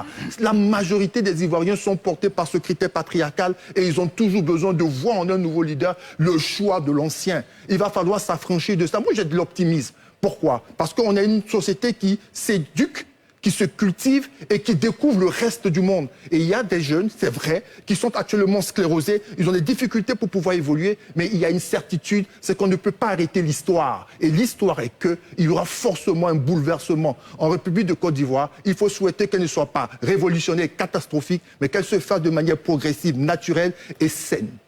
Guillaume? Oui, d'abord, mon voisin de toi utilise le terme de meute. On n'est pas des loups. Ah oui, ça a été je suis désolé. Il ne faut pas animaliser. Laissez-le terminer. Ah oui, mais M. Couillot. La politique, c'est violent quand même. Hein. On ne va pas laisser les gens avoir la... Monsieur Couillot, attention, laissez Guillaume Bato parler. On peut faire le débat, mais je dis qu'on n'est pas des loups. On parle de meute. Les organisations politiques sont des associations où les citoyens adhèrent librement. Ça me permet de répondre à Sylvain qui parle de... C'est le coutume, c'est nous faux pour le... Mais c'est grave. C'est un exemple qui mais c'est trop grave. Quand ça passe à moi, c'est Tabana. Mais c'est une réalité. Mais je suis désolé. Moi, j'ai lu la charte du RDR, je connais. Bon, le RDP, je connais un peu moins parce que c'est une métamorphose subite qui est venue après, mais le RDR. Mais je connais tout ce que le RDR a dit, c'est un parti national. Il n'y a pas que des sénoufaux. Donc s'il parle de culture sénoufaux, il parle de culture à quand. Mais Sylvain, qui est on dit, le directeur de centre... De l'Institut de stratégie d'Abidjan. Mais la stratégie, là, mais c'est trop grave. Où voulez-vous en venir? Non, mais pour dire que ramener les partis politiques. Parce que les gens font un effort pour sortir du carcan tribal, régional. Et ce que nous devons souhaiter. Mais quand lui, il nous ramène à la culture, c'est nous faut parler du RIDP. Bon, après, il a oublié de doser un peu. Le PDC, le RQ, à quand? Mais je suis désolé. Moi, je parlais de PDCI. Ils n'étaient pas à Caen. Ah oui, il faut Boigny. Son projet, c'est pas c'est Guy Pierre qui en a parlé ou bien c'est un des amis ici.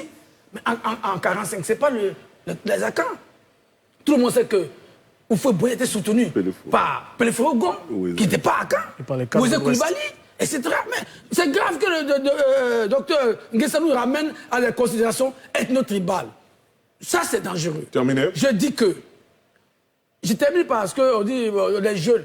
Oui, je suis d'accord avec ceux qui disent les jeunes. Moi, je suis malheureux que des jeunes croient que leur salut, c'est entre les octogénaires et les septuagénaires. Je suis désolé. Quelqu'un a dit, oui, on passe à Macron. Oui, on passe à Macron. On passe à Trudeau. On passe à Kous. Mais en Côte d'Ivoire, et là où je suis d'accord avec certains, c'est que les jeunes, malheureusement, encouragent, ils n'ont pas le courage de prendre leurs responsabilités. Nous, on a décidé de le dire sur ce plateau. Bon, André voulait discuter de la paternité avec moi, mais on va le faire après. Très bien, bien sûr. Pour dire que il faut que dans ce pays, qu'on ramène, parce qu'on avait fait un référendum en 2000, tous les partis ont appelé à voter. Voilà, donc il faut qu'on ramène ces 75 ans, il faut qu'on mette un haut là. Et ces jeunes qui courent les rues pour dire oui, celui-là, s'il n'est pas là, il faut Boigny est mort. Bien sûr. Et on est vivant. Référendum ou pas, on le saura dans les mois à venir. Mais il y aura un référendum parce que je pense que si les députés font la proposition qu'elle a adoptée, on va le référendum. On le saura dans le mois à venir rapidement, avant de passer la parole à la fée. Bon, je suis quand même surpris, parce que même en stratégie, on commence par l'audit de l'existant. Qu'est-ce qui est? Il y a ce qui est et puis il y a ce qu'on souhaite. Le FPI de 90 jusqu'à 2000 a eu ses plus grands scores en pays courou. Et dans les bastions... Ce n'est pas vrai. Ce n'est pas vrai. Je travaille sur la cartographie. Vous allez laisser parler. Ce n'est pas vrai. Vous allez laisser parler. Oui, mais c'est pas vrai. Quand il finit, vous aurez la parole pour dire le c'est vrai ou FPI pas. de 90 à 2000 jusqu'à ce qu'il a la présidence a eu ses meilleurs scores en pays gourou et dans l'armée. L'armée, c'est pas le coup Guillaume Bato. Il a ajouté, mais l'armée. Parce que je dis, c'est pas vrai. Vous recevrez certainement un carton. Bon. Si on se respecte un peu, c'est bon. Oui, mais tu as dit le pays court. Guillaume Bato, s'il vous plaît. On vous a bien compris, mais vous le laissez terminer. Mais c'est ça la beauté du débat. Je vous ai jamais arrêté quand vous parlez. Je m'excuse. Docteur Sylvain Nguessan, allez-y. Quand vous prenez le RHDB de sa naissance jusqu'en 2011, c'est meilleur score, c'était dans le Nord. Il y a ce qui est, Afi Nguessan du FPO2, où il a eu ses meilleures voix. Son seul député, il sort d'où? Les 2 députés qu'il a eu en 2015. C'est dans le Moronou, c'est pas ailleurs. Il y a un député à l'Ouest. Guillaume Bateau, attention. Il y a ce qui est, et puis il y a ce qu'on souhaite. Nous, on souhaite aujourd'hui des partis régionaux, avec des députés... Nationaux.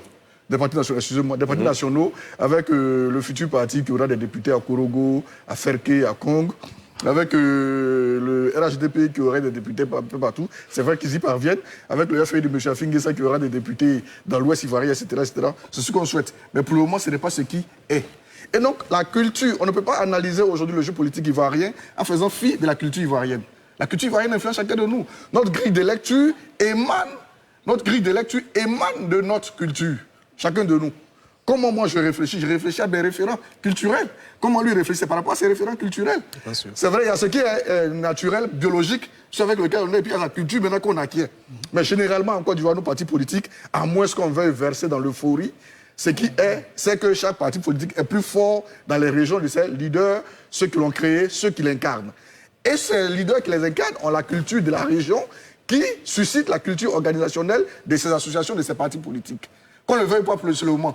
Si on veut réussir l'audit, si on veut réussir à transformer la Côte d'Ivoire, il est bon de savoir ce qui est pour combattre l'état de ce qui est afin d'arriver à ce état idéal-là. Pour le moment, c'est ce qui est. D'accord. Allez, juste une question, pardon. Sur la question des élus du FPI avant le pouvoir. Le FPI est maire à Orofla. Ah oui, en 96. Le FPI est maire à Djamé. Ça s'appelle à Mondi-Pierre. D'accord. Vous va traverser l'histoire. On a bien compris vos précisions. Voyez-vous, le président Ouattara, le président Bédié et le président Gbagbo n'ont pas volé ce qu'ils ont. On cite beaucoup de noms. Mais si on prend 100 leaders politiques, on les aligne, et puis on dit au peuple de choisir. Mais les 3 premiers, c'est Ouattara, Gbagbo, Bédié, tous ceux dont vous parlez là. Ils n'auront personne derrière eux. Maintenant, vous dites, eux là, les 3 là, leurs hommes là, ils n'ont qu'à donner à des gens. Mais sur quelle base? Comment? Je veux savoir. Bon, En même temps, il y a quelques années, en 2013, moi, j'ai estimé que ce n'était pas juste que des cadres du PDCI aujourd'hui qui parlent d'alternance, qui parlent de renouvellement générationnel, aient renouvelé, aient changé l'âge au PDCI à 1 mois du congrès. Oui. Ça a été attaqué en justice à 1 mois du congrès. Et puis ils sont allés au congrès, ils ont maintenu Bédié. C'est aujourd'hui, ils se réveillent pour l'enlever. Autant ces vieux se sont dédiés. Mais et ces jeunes qui les suivent, entre guillemets, comme des moutons. Entre guillemets, bêtement. C'est des moutons? Vous ne voyez pas leur responsabilité, vous dites non, on va faire une loi encore maintenant, là, alors que c'est les mêmes jeunes souvent qui les suivent pour changer les lois. On va faire une loi, cette fois-ci à 75, on bloque. Mais dans 5 ans, dans 10 ans, vous verrez d'autres jeunes qui viendront dire « Ah non, il faut encore changer ». Ce n'est pas ça la solution. Il y a un rapport direct au peuple. Il faut que quelqu'un soit prêt à assumer. Il faut que quelqu'un soit prêt à assumer. Si chaque matin, en se rasant, il rêve d'être président de la République, s'il a l'audace, le président Bédié, le président Gbagbo et le président Ouattara n'y pourront rien, ils ne pourront rien contre quelqu'un qui a un projet, qui a une vision, qui a une ambition pour la Côte d'Ivoire. On ne sent pas encore de gens prêts à payer le prix de leur ambition pour la Côte d'Ivoire. Eux, ils l'ont fait. Laurent Gbagbo est allé en prison. Bédié, à sa façon, l'a payé par un coup d'État. Alassane Ouattara est l'incarnation de cette souffrance pour arriver au pouvoir. Quelle que soit la violence ou tous les faux coups qu'on lui a prêtés, que n'a-t-on pas dit sur lui? Mais voyez sa résilience. On a même dit qu'il n'est pas de ce pays. Il est devenu président. Mais qui est prêt, dans cette génération, à affronter autant de défis? Vous voulez dire que c'est difficile? Vous voulez parler des traditions? Vous voulez parler des castes, de la filiation? Non, eux tous n'ont pas de filiation. Le président Ouattara n'a pas une filiation. Le président Gbagbo n'a pas une filiation politique. Ils sont devenus présidents. Ne me dites pas qu'il faut être le fils d'eux pour être président en Côte d'Ivoire. Ce que vous dites à la fin Ouattara, c'est qu'il faut s'assumer. Il faut qu'ils s'assument, ces jeunes-là.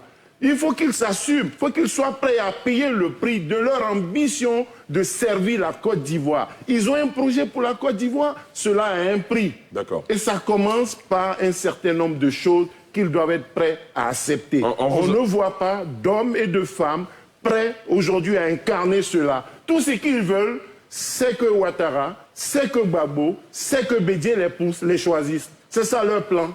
Mais c'est ça qu'on parle. Oui, mais c'est pas juste. D'accord, on vous a bien compris. On va passer au Même qu'on veut pousser à la sortie, on a besoin de leur onction. Même qu'on veut pousser à la sortie, on a besoin de leur onction. On vous a bien compris à la fin. C'est pas cohérent. Merci beaucoup. Oui, quand on a fini de les insulter chez un Platon, ça va leur demander pardon. Oui, mais s'il vous plaît, c'est la honte. À la fin, on vous a bien compris. C'est la honte. André, rapidement. Oui, c'est cette façon de concevoir la politique qu'on doit proscrire. On ne doit pas payer un prix pour une ambition. Non. Les choses doivent être claires. Et malheureusement, oui, mais Mandela, c'est au XXe siècle. Nous sommes au XXIe siècle. Non, il n'a pas payé de prix. Non, vous avez déjà certainement un carton. Lui, soit on choisit la démocratie, soit on choisit l'autocratie, la tyrannie et autres. Non, les gens ne doivent pas payer des prix forts pour leur ambition. Guillaume Soro, je ne sais pas, non. Ça ne doit pas être ainsi. Malheureusement, moi, je pose de façon constante cette question aux gens. Est-ce que les systèmes de corruption, de chute des valeurs, de prévarication, enfin, tout ce que vous voulez, est-ce que ces systèmes-là sont bons? On me dira non. Si ce n'est pas bon, qui sont ceux qui les incarnent depuis plus d'un quart de siècle? Ce sont nos 3 dirigeants. Est-ce que on continue avec eux? Dans ce cas, on continue avec ces systèmes? Ou bien on essaye d'autres systèmes? C'est tout le problème qu'on pose. Aussi simple que cela. Si on veut que tout ce qu'on dénonce comme mots en Côte d'Ivoire, qui sont collés au système de ces 3 personnalités, si on veut continuer avec cela, il n'y a pas de problème. Mais expérimentons d'autres choses. C'est aussi simple que cela. Eddie Guipier. Je voulais faire un clin d'œil à nos sociétés politiques sans verser dans le culturalisme. En tant qu'enseignant d'histoire du droit et des institutions, évoquer la question des générations. On en parle, en Côte d'Ivoire, les sociétés lagunaires, comment fonctionnent-elles? Chacun a sa place dans la société.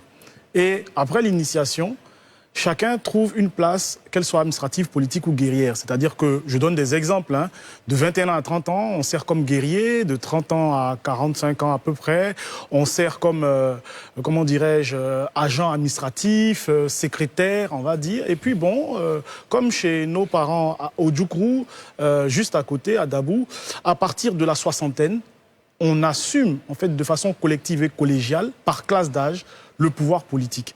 Par la suite, après les 8 ans qu'on gouverne, administre le village, la cité, on prend sa retraite, on passe en seconde section, clin d'œil au Conseil constitutionnel, pour lequel beaucoup, enfin, les anciens chefs d'État sont membres de droit.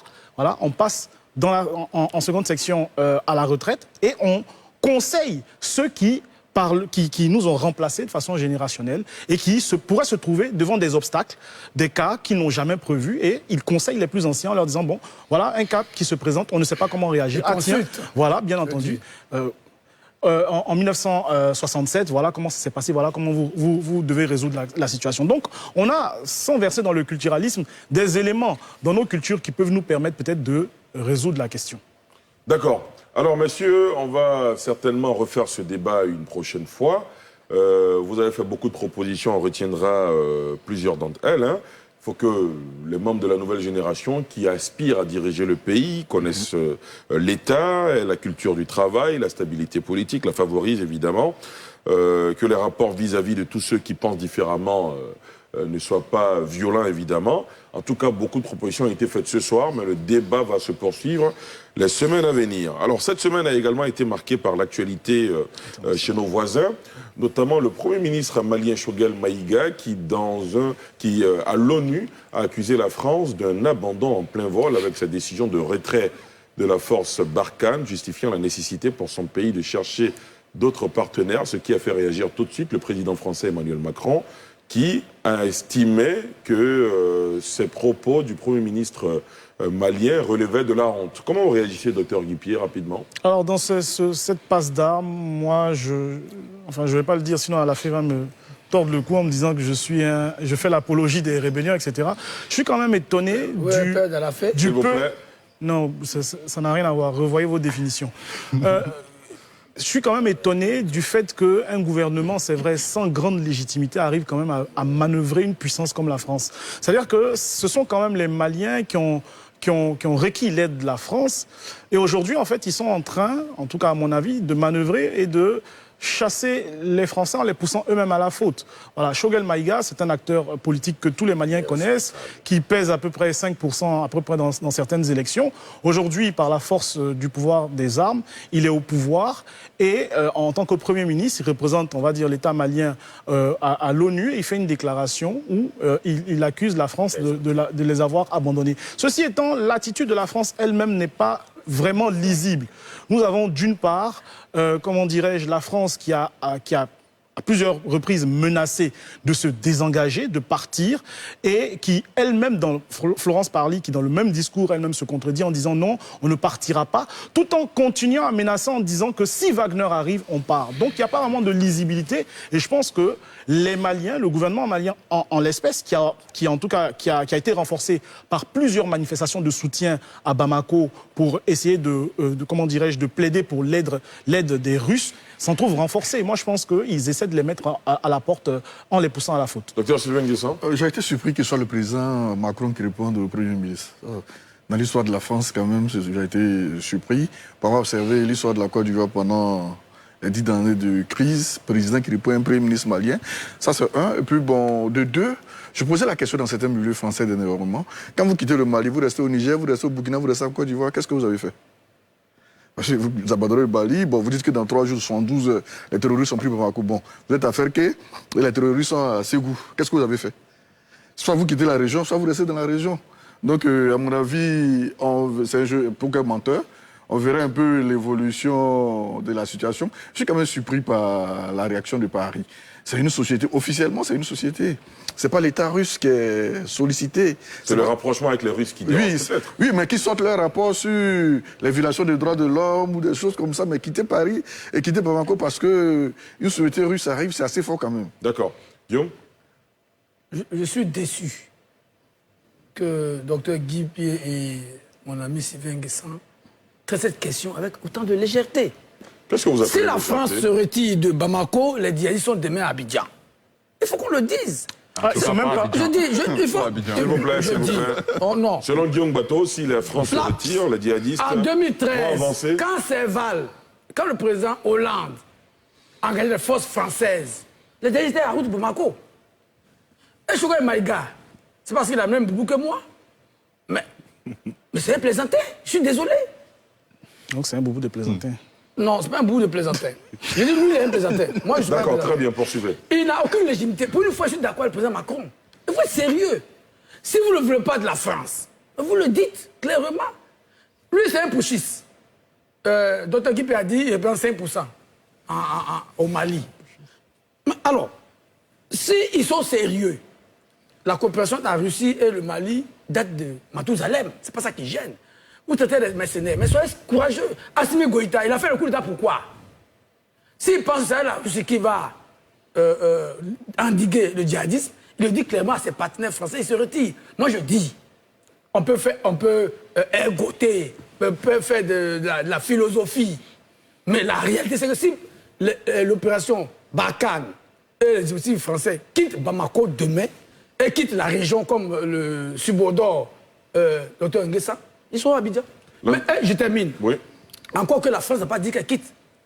Elle réorganise sa présence en accord avec les pays sahéliens. D'accord. Et moi, je suis pour cette présence. Et je dis que s'il y a des intrus dans cette affaire, c'est Choguel Maïga et son Assimi Goïta qui n'ont rien à foutre là où ils sont. D'accord. Landry Couillon? Ce que je tenais à dire, c'est que l'affaire n'est pas aussi simple que ça.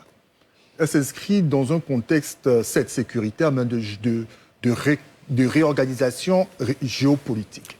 Savez-vous qu'à la même période, en Algérie, il y a une opération militaire conjointe entre l'armée algérienne et la Russie. À la même période. Savez-vous que Wagner... Et l'Algérie qui a justement décidé de fermer son... rien du tout. Ce n'est pas un fait isolé. Le cas du Mali n'est pas un fait isolé, mais anodin.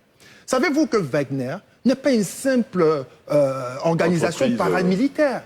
Wagner, c'est une structure privé, mais qui est le paravent du Kremlin. Et on a retrouvé Wagner où? Dans la guerre du Donbass, dans la guerre civile en Syrie, en Centrafrique et aujourd'hui au Mali. Il y a une offensive agressive de la Russie en Afrique, le soft power par la Chine parce qu'ils ont les moyens. La réalité, c'est que ces puissances-là se battent pour avoir des positions stratégiques. Sauf que la France, en perte d'influence et connaissant des difficultés, ne peut plus assumer ce dont elle devrait assumer vis-à-vis de ces anciennes colonies qui sont restées dépendantes d'elle. Voici la réalité.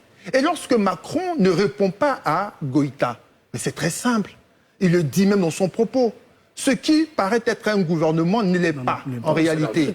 Il ne parlera pas à Goïta à qui il ne reconnaît absolument rien. Mais il peut répondre à Maïga qui lui est un civil, n'est-ce pas, et qui a une certaine légitimité politique. Bon, du coup, et en plus de ça, il y a une question, on peut regretter que Macron personnalise un peu trop l'affaire.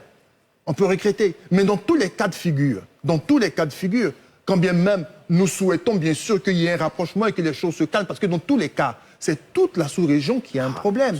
Il faut simplement dire aux uns aux autres que la France dit pas qu'elle part, elle dit qu'elle se réorganise. Et en se réorganisant, elle retire 40% de son effectif militaire, elle délocalise le commandement opérationnel de Katoula à Niamey, et elle va se concentrer sur la zone dite des 3 frontières. Mais qu'est-ce qui inquiète Bamako, c'est qu'entre-temps, Bamako estime que son armée n'est pas suffisamment prête et crée le scénario afghan. On vous a bien compris. Vous dites que c'est toute la région ouest africaine qui est touchée. Absolument. Est-ce que la Guinée de Mamadi Doumbouya est touchée? Mamadi Doumbouya qui vient d'être investi président de la transition en Guinée. Comment vous réagissez, monsieur? Alors, André, oui. D'accord. Concernant le Mali, j'aimerais rapidement dire quelle est la situation au Mali? Les Français sont au Mali depuis plusieurs années. Les terroristes continuent de tenir leur position. Pourquoi est-ce que les autorités maliennes, issues du coup d'État, premier coup d'État, rappelons-nous, la France avait eu déjà une position très ambiguë et donc elle ne peut pas se prévaloir de ses propres turpitudes. La France était en Centrafrique. Mais Wagner dont on parle, il a fallu que le président Touadéra fasse appel à Wagner pour que presque 90 à 95% du territoire, alors qu'il n'y avait que Bangui qui était sous contrôle gouvernemental, soit repris par les forces gouvernementales. Et donc, qu'est-ce qu'on veut pour le Mali? Vous êtes au Mali, vous Français, vous êtes au Mali, les terroristes sont là depuis des années. Vous dites... ne cherchez pas d'autres solutions. C'est un peu comme ce que je disais tout à l'heure par rapport aux 3 grands. On estime que les systèmes ne sont pas trucs, mais on dit non, continuons. Non. Moi, je soutiens les autorités maliennes, quoique j'ai condamné le coup d'État, pour leur ambition de se battre, de rechercher d'autres solutions pour libérer les territoires. Ça, c'est un. Mais de 2, j'ai été toujours un peu peiné que les Africains aient recours chaque fois aux forces étrangères. Mais ces milliards qu'ils vont donner aux mercenaires russes, ben, ils auraient pu utiliser pour former leur armée pour se battre. Ça, c'est... voilà. En ce qui concerne la Guinée, ma position sur le président de la transition qui aime bien les lunettes de soleil en salle aérée n'a pas changé. Bientôt 1 mois, il n'y a pas de gouvernement. Bientôt 1 mois. Je ne sais pas comment la Guinée se gère aujourd'hui. J'ai l'impression qu'ils donnent l'impression que c'est de l'amusement. Gérer un pays, ce n'est pas du jeu. Ce n'est pas porter des lunettes de soleil. C'est plus sérieux que cela. Malheureusement, honnêtement, j'ai de la peine pour la Guinée. La Guinée ne mérite pas ça. Bien sûr, Alpha Condé, je ne vais pas pleurer pour lui, mais la Guinée mérite mieux que ce que Mamadi Doumbouya est en train de montrer aujourd'hui. J'espère, comme il a annoncé un gouvernement rapidement, j'espère qu'il y aura un Premier ministre assez fort, des ministres assez forts, parce que là, je ne sais même pas combien de taux de croissance ils feront cette année. Eddy ? Alors, ce qu'il faut voir, c'est qu'au niveau de la Guinée, Je pense qu'il y a une résurgence des coups d'État qui sont faits par le biais de forces d'élite. On en avait discuté la dernière fois. Le Mali, avec Assimi Goïta, ce n'est pas des forces classiques. Hein. Ce sont des forces d'élite, des forces suréquipées, forces spéciales comme on dit. Au Tchad, c'était la garde présidentielle. Hein, on en a discuté ici la dernière fois. Et encore en Guinée, où j'ai parlé tantôt de révolution du palais, parce que c'était un homme de confiance du président. Et à aucun moment, le président qui les avait surarmés, surentraînés, n'avait pensé un seul moment qu'il pouvait se retourner contre lui. Ceci étant, la société civile guinéenne avait averti la CEDEAO du fait que la troisième, ou du moins le troisième mandat du président Alpha Condé allait entraîner des troubles. Ce qui fait que la CEDEAO se retrouve à changer de doctrine, où finalement, après avoir été très tiède dans la condamnation de modifications constitutionnelles assez alambiquées, elle se retrouve à ne pas condamner, ou du moins condamner de façade, des putschs. Alors, je ne pense pas que le meilleur soit à venir pour la Guinée, pour quelqu'un qui, pendant une dizaine d'années, a travaillé en tout cas pour des forces étrangères, qui n'est même pas familier de l'armée guinéenne. Voilà, c'est un intrus caporal dans la légion étrangère. Alors, son plus grand fait d'armes, en fait, c'est une sorte de formation qu'il aurait fait en Israël au niveau de la garde rapprochée. Et il se retrouve parachuté comme capitaine et il gravit les échelons de l'armée guinéenne, commandant, lieutenant-colonel, etc. Donc, il ne connaît pas, c'est pas un connaisseur de l'armée guinéenne. Vous avez vu que, pour ceux qui ont bien suivi les étapes du coup d'État, au départ, des forces guinéennes voulaient réagir contre ce putsch et finalement, séquestrant, ayant kidnappé le président, ils se sont finalement inclinés devant la force de la puissance de feu du lieutenant-colonel Doumbouya. Ceci étant, en tout cas pour ma part, le pire est à venir, que ce soit au niveau politique ou militaire pour la Guinée. On vous a bien compris, monsieur, je suis obligé de vous interrompre et de ne pas vous donner l'occasion de prendre la parole, parce que vous devez à présent attribuer les cartons de la semaine. Non, mais il ne comprend pas le français. Non, c'est un Guinéen, togolais, bon. Je suis instructeur à l'école de Guinée. Alors, monsieur, quels sont les cartons que vous attribuez cette semaine? On vient de parler de la Guinée, du Mali. Je pensais que ça allait sélectionner pour nous. Allez-y. Au Mali, oui, Mali, oui. On donne le carton jaune. D'accord. À qui? Je donne le carton jaune autant au gouvernement malien qu'au gouvernement français. Il faut qu'on baisse la tension et qu'on, avec beaucoup de lucidité, on puisse penser à l'intérêt majeur qui est la sous-région. Bien sûr. Guillaume Bateau. Carton rouge. À qui? Au colonel Doumbouya, qu'il enlève ses lunettes. Sur la Guinée a besoin de voir son visage. Parce qu'il ne va... Il ne faut pas qu'il se cache. Il a fait un coup d'État qu'il assure. Carton rouge au premier Choguel Maïga. Il se trompe. Et il envoie le Mali dans le mur. Nous ne souhaitons pas le pire au Mali parce que le Mali, c'est nos parents d'à côté et nous voulons vivre en paix. Nous voulons que les discussions se fassent et que la force Barkhane et tous les partenaires européens, américains qui sont là-bas nous aident à présenter nos pays du djihadisme. À la fois Wakili. Le carton vert. À qui? Pour le Premier ministre, World Policy Conference à Dubaï, Abu Dhabi. Le Premier ministre ivoirien? Oui, le Premier ministre ivoirien. Il est rentré à Abu Dhabi. C'était un message important. Résilience de l'Afrique, résilience de la Côte d'Ivoire face au Covid, perspective. C'était un message assez important. Et pour le reste, je souscris au carton rouge contre le Mali et la Guinée. D'accord. André Silver. Carton rouge pour le gouvernement malien. Bon, il fallait s'attendre à les cartons rouges. La chemise rouge que vous avez ce soir. Allez-y. Voilà, justement. Ils auraient pu utiliser tout cet argent-là pour former les forces maliennes. Et d'ailleurs, c'est l'une des motivations du coup d'État de Goïta. Carton rouge aussi pour la France, qui est en perte de vitesse, en Afrique en tout cas, et qui cherche ses marques. Oui, carton vert. J'ai aimé le discours du Premier ministre. Patrick Hachi. Je l'ai même dit pour une fois sur ma page Facebook. C'était un discours d'homme d'État et qui nous réconciliait un peu avec ce qu'on avait connu auparavant. Et j'ai quand même un petit carton jaune pour la ministre Mariatou Koné.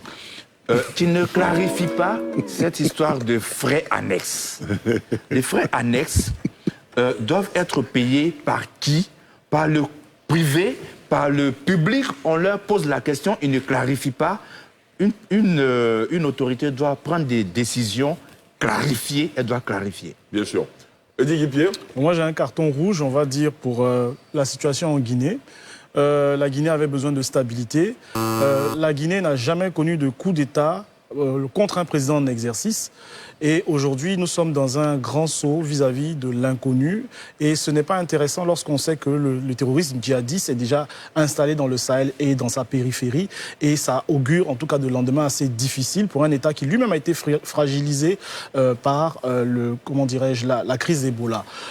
Carton vert, je ne sais pas si ça peut se faire, mais pour une émission qui est suivie par des millions d'Ivoiriens, NCI 360, qui est ouverte au débat. Nous acceptons volontiers. Qui est ouverte au débat. Merci. Et on espère qu'elle le sera encore plus sous peut-être d'autres formes, opposant directement des politiciens ou bien des personnes du même acabit. On les invite, hein, mais voilà. Il y a beaucoup qui se dérobent. Et donc, c'est une émission en tout cas qui est vraiment appréciée des Ivoiriens. Merci un carton beaucoup. vert. En tout cas, courage à vous pour la suite. Merci beaucoup, Eddy Guipier. Docteur Sylvain Nguessan. Carton vert pour la ministre Koné Mariatou. Allez-y. Une école malade depuis 90. On sait d'où vient l'école ivoirienne. André va te tordre le cou à la sortie. Attention, Guillaume, terminé. Toutes ces réformes qu'elle entreprend dans le silence. C'est ce genre de leadership dont je parlais. D'accord. Ces réformes sans bavarder, sans parler, sans répondre. Elle pousse le pion. Une école malade de 30 ans qu'elle essaie de soigner. Ouais. Quand on soigne quelqu'un qui est malade depuis 30 ans, c'est pas facile. Voilà. Donc, carton vert à la ministre Koné Mariatou. D'accord. Un carton rouge à Guillaume Bateau ce soir. Merci à vous de nous avoir suivis. Merci à vous, chers invités, d'être venus ce soir.